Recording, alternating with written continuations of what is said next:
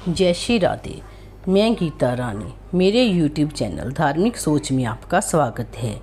आज हम अक्षय तृतीया के बारे में जानते हैं। अक्षय तृतीया यानी पुण्यों का अक्षय करने वाली। 14 मई 2021 शुक्रवार को अक्षय तृतीया है।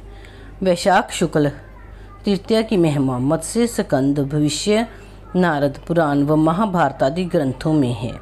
इस दिन किए गए पुण्य कर्म अक्षय होते हैं व अनंत फलदायी होते हैं, अतः इसे अक्षय तृतीया कहते हैं। ये सर्व सौभाग्यप्रद है। यह युगादि तिथि यानी सतयुग व त्रेता युग का प्रारंभ तिथि है। श्री विष्णु का नर नारायण है गरीब और परशुराम जी के रूप में अवतरण व महाभारत युद्ध का अंत इसी तिथि को हुआ था। इस दिन बिना कोई शुभ मुहूर्त देखे कोई भी शुभ कार्य प्रारंभ या संपन्न किया जा सकता है, जैसे विवाह, गृह प्रवेश या वस्त्र आभूषण, घर, वाहन, भूखंड आदि की खरीदारी, कृषि कार्य का प्रारंभ आदि सुख समृद्धि प्रदायक हैं। इस दिन गंगा स्नान करने से सारे तीर्थ करने का फल मिलता है। गंगा जी का स्मरण एवं जल का आवाहन करके ब्रह्म मुहूर्त में पुण्य स्नान तो सभी कर सकते हैं। स्नान के पश्चात प्रार्थना करें, हे मुरारे, हे मधुसूदन, वैशाख मास में मेष के सूर्य में, हे नाथ, इस प्रातः स्नान से मुझे फल देने वाले हो जाओ और पापों का नाश करो। सप्त धान्य उबटन व गोचरण मिश्रित जल से स्नान पुण्यदायी है। पुष्प, दीप, धूप, दीप, चंदन, अक्षत आदि से लक्ष्मी नारायण का पूजन व अक्षत से हवन अक्षय फलदायी है। जब इस दिन किया गया उपवास, जप, ध्यान, स्वाध्याय भी अक्षय फलदायी होता है। एक बार हल्का भोजन करके भी उपवास कर सकते हैं। भविष्य पुराण में आता है कि इस दिन दिया गया दान अक्षय होता है। इस दिन पानी के घड़े, पंखे, खांड के लड्डू, पात्र दान, जूते चप्पल दान, शाता, गो, गेहूँ, चावल, जौ और गो वस्त्र आदि का दान पुण्यदायी है, परंतु दान पात्र को ही देना चाहिए। इस दिन पितर तर्पण करना अक्षय फलदायी है। पितरों के तृप्त होने पर घर में सुख, शांति, समृद्धि व दिव्य संतानें आती हैं। इस दिन तिल एवं अक्षत लेकर विष्णु एवं ब्रह्मा जी को तत्व स्वरूप से पधराने की प्रार्थना करें। फिर पूर्वजों का मानसिक आवाहन कर उनके चरणों में तिल, अक्षत व जल अर्पित करके उनकी भावना करते हुए धीरे से सामग्री किसी पात्र में डाल दें तथा भगवान दत्तात्रेय, ब्रह्मा जी व विष्णु जी से पूर्वज की सतगति हेतु प्रार्थना करें। आशीर्वाद पाने का दिन। इस दिन माता पिता, गुरुजनों की सेवा कर उनकी विशेष प्रसन्नता, संतुष्टि व आशीर्वाद प्राप्त करें। इसका फल भी अक्षय होता है। अक्षय तृतीया यानी जिसका कभी नाश ना हो। शरीर एवं संसार की समस्त वस्तुएं नाशवान है, अविनाशी हैं, तो केवल परमात्मा ही है। यह दिन हमें आत्मविवेचन की प्रेरणा देता है। अक्षय आत्म तत्व पर दृष्टि रखने का दृष्टिकोण देता है। महापुरुषों व धर्म के प्रति हमारी श्रद्धा और परमात्मा की प्राप्ति का हमारा संकल्प अटूट व अक्षय हो, यही अक्षय तृतीया का संदेश मान सकते हैं। अक्षय शब्द का मतलब है जिसका क्षय या नाश ना हो। इस दिन किया हुआ जप, तप, दान, ज्ञान अक्षय फल देने वाला होता है, अतः इसे अक्षय तृतीया कहते हैं।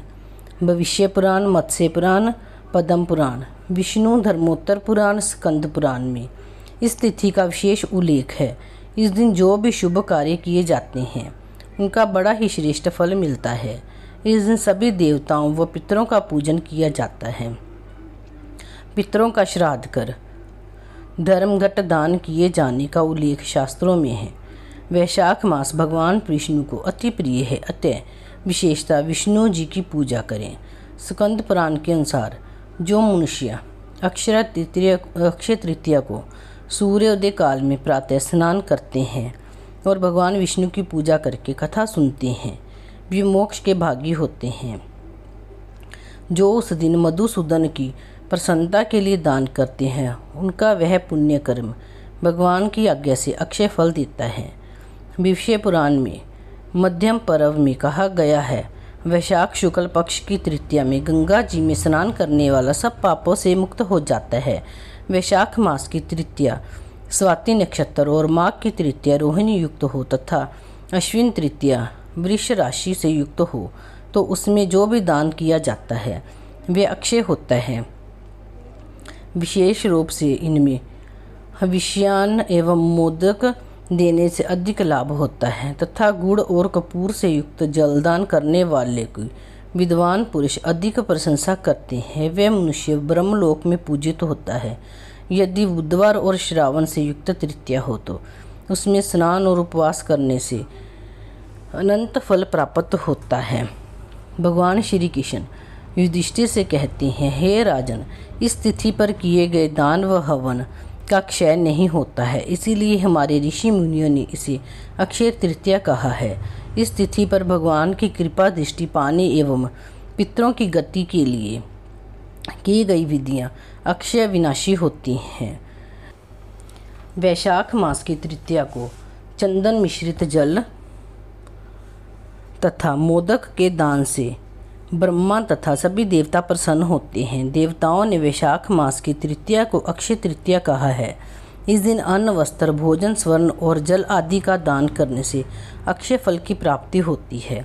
इस तृतीया के दिन जो कुछ भी दान किया जाता है वे अक्षय हो जाता है और दान देने वाला सूर्य लोक को प्राप्त होता है।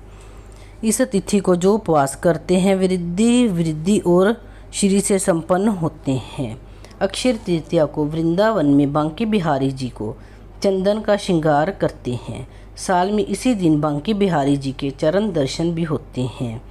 इस दिन भगवान को ठंडी चीज़ें जैसे सत्तू, शरबत, खिचड़ी, दही, ककड़ी आदि का भोग लगता है। ये चंदन यात्रा इस दिन से शुरू होकर 21 दिन तक चलती है। 21 दिन तक जब भी चाहे उस दिन भगवान को चंदन अर्पण कर सकते हैं। अक्षय तृतीया से 21 दिनों के लिए चंदन यात्रा आरंभ होती है। श्री माधवेंद्र पुरी जी ने गोवर्धन गोपाल जी श्रीनाथ जी को प्रकट किया। उन्हें गोपाल जी की सेवा में ब्रिज मंडल में आनंद से रहते 2 वर्ष व्यतीत हो गए। माधवेंद्र पुरी जी का आजीवन उन्हें छोड़कर कहीं जाने का प्रश्न ही नहीं था। एक दिन गोपाल जी स्वप्न में बोले, माधवेंद्र, तुम्हारी सेवा में मैं प्रसन्न हूँ, पर देखो ग्रीष्म के ताप से मेरा शरीर जला जा रहा है, इसके लिए कुछ करो।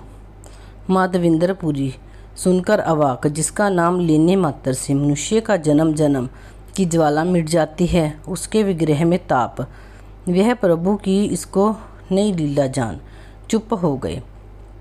प्रभु फिर बोले, देखो नीलांचल में मलज्य चंदन मिलता है।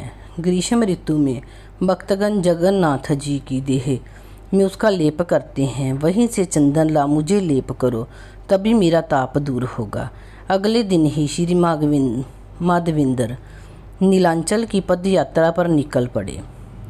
गौड़ होते हुए रेमना पहुँचे। वहाँ के जागृत ठाकुर श्री गोपीनाथ जी के दर्शन किए। वहाँ अमृत के लिए खीर का भोग ठाकुर जी को नित्य लगता था। इनके मन में भी खीर प्रसाद चखने की स्पृहा जागी, ताकि वह स्वाद समझ कर ही अपने गोपाल जी को वैसा भोग लगा पाएंगे। पर दूसरे ही क्षण अपने को धिक्कारने लगे, क्योंकि उन्होंने अयाचिक वृत्ति का व्रत ले रखा था।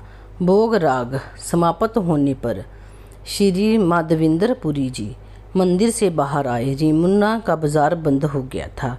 बाजार में ही एक खाली बंद दुकान में एक कोने में जा बैठे। मन ही में निश्चय किया कि आज सारी रात जागकर नाम कीर्तन करेंगे और हृदय में जागी खीर की वासना के अपराध का मार्जन करेंगे।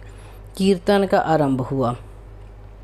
उधर मंदिर के पुजारी जी ने ठाकुर जी को शयन कराया और बगल के कमरे में जा सो रहे। चारों ओर सन्नाटा छाया था।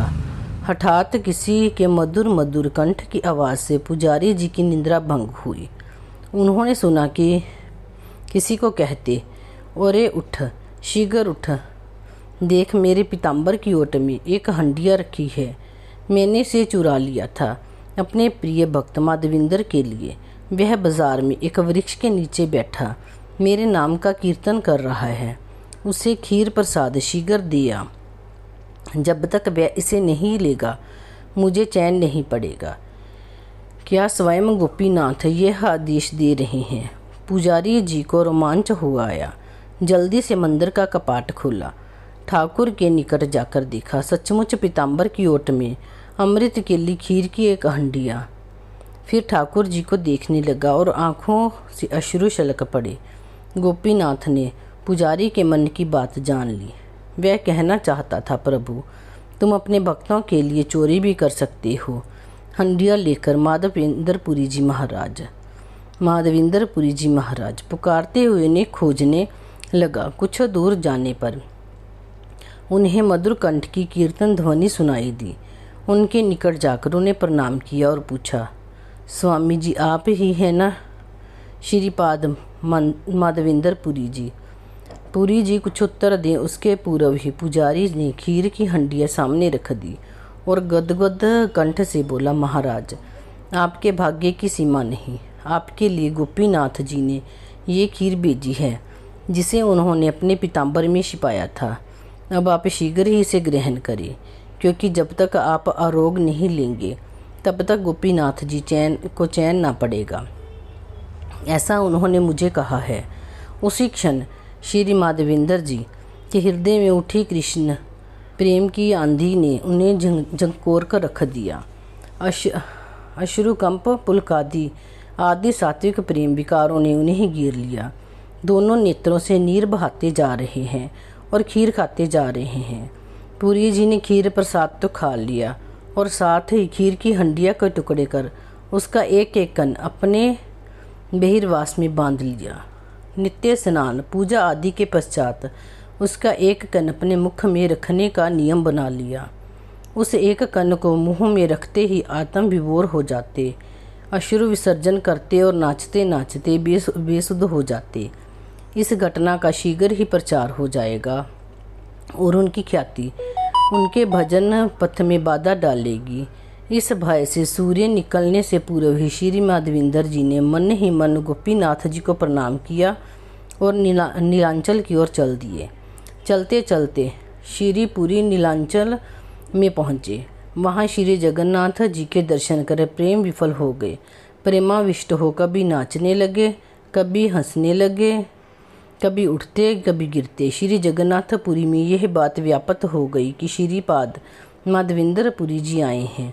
जिस प्रतिष्ठा के भय से माधवेंद्रपुरी रेमुना से आए, वही प्रतिष्ठा नीलांचल में मिलने लगी, क्योंकि प्रतिष्ठा तो कृष्ण प्रेम के साथ लगी चलती है। पुरी जी के हृदय में अत्यधिक दुख हुआ, परंतु गोपाल जी के लिए चंदन एकत्रित करना था, जिस कारण उन्हें बाध्य होकर रहना पड़ा। माधवेंद्रपुरी जी ने हाथ जोड़कर सबसे प्रार्थना की और जितने भी सेवक एवं महंत थे उन सबसे गोपाल जी के प्रगटावे एवं चंदन की बात कह सुनाई।